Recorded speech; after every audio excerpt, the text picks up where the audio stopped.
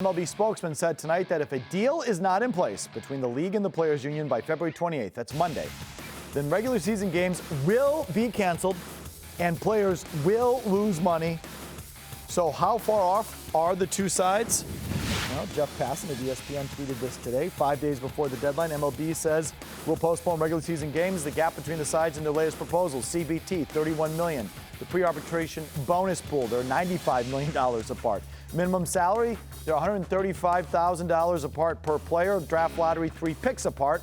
Passan says that's a lot to cover in less than a week, like a lot. Merloni, your thoughts on where we stand here with this battle? I've never seen two sides sit together for 3 days and get nothing done. Like, they have gotten nothing done. Nothing at all. Like, they haven't even agreed on one thing that they're discussing. And they haven't even brought up the CBT, which is the biggest one of all. So these other things, I mean, there's obvious middle ground with some of this stuff. And it's like both sides are waiting to blink. And the union, to be honest with you, like, I don't know what they're doing. They've been going backwards with some things, which I think is not a good sign either. So here's my read on it, that the owners, frankly, are okay if they miss some regular season games. They bank, more and more money now in these postseason games. They're okay losing regular season games. That doesn't really impact their bottom line. And the players are trying to make back what they gave away the last time, and so they said, we're going to drive a hard bargain this year. And so, I don't know, that's my read of why we're at where we're at. Yeah, but remember, too, if they decide to cancel games and guys not get, the player can come back and sit there and say, okay, no more expanded playoffs.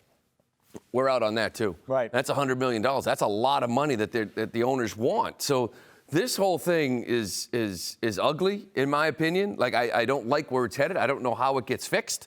You know what I mean? And you're starting to worry about games now. Listen, when they said the February 28th, they said they'll get a deadline. They'll figure it out on the 27th. All right, it's a deadline. That's what's going to happen. But they're so far away and haven't talked about the biggest topic yet, which is concerning. Okay.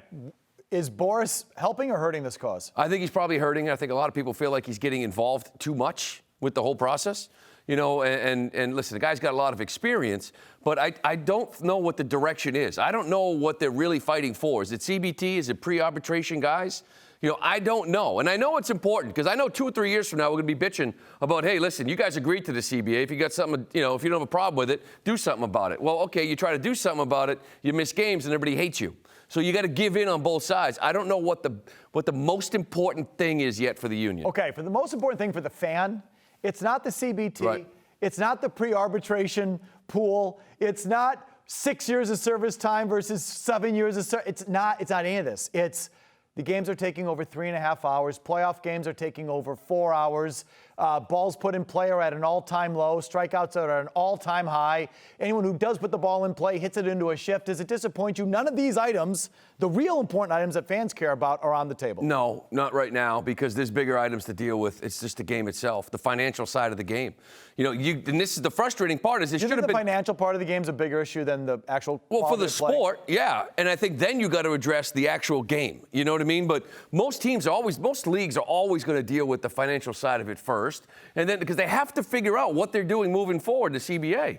And then afterwards, then you got to start diving into pace of play. You got to start talking about shifts and everything else and pitch clocks. You have to do that. There's no question about it. Let's get to pace of play because I think this ties into it. Vanderbilt University is using watches, Lou, to relay calls to their pitcher on the mound.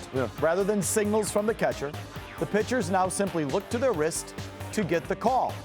I like this. I'll tell you why in a second, but you tell me why I get the feeling you don't like it. I hate it. I mean, because college pitchers are robots. They do whatever the pitching coach tells you. You want that in baseball? Major League Baseball? What happens if I shake? Do I have to look into the dugout and say, no, put something else in the computer so I can look at it? And I'm looking at the head coach in the dugout going, no, do another one. No. So your issue is the bench calling it, which I feel for you.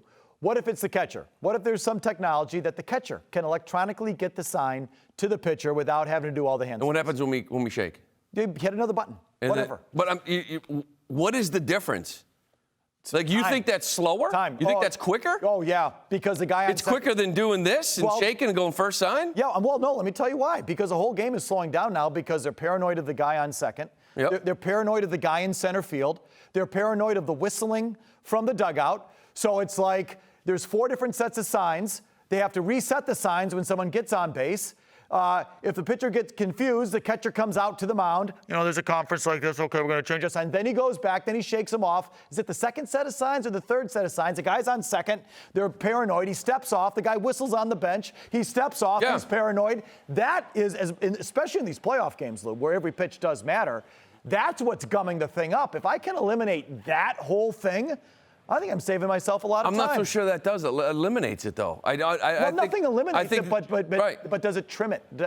Do I save some time by doing that? I think I do. Well, see, I don't think using a watch and like shaking and going back to your watch is any faster than putting fingers down. Now, the sign stealing stuff, you can't steal that. I agree with you. Okay, the sign stealing stuff, I agree. It's faster because you can't steal it. Yeah, but I mean, once you get rid of like the whole like banging of a trash can and everything else, right. like you just go play baseball. Like it hasn't been a problem for all those years. Just figure out how to go about it and be more careful. This is a problem, Lou, because all the nerds and the analysts have taken over the game. Now it's about maximum optimization on every pitch.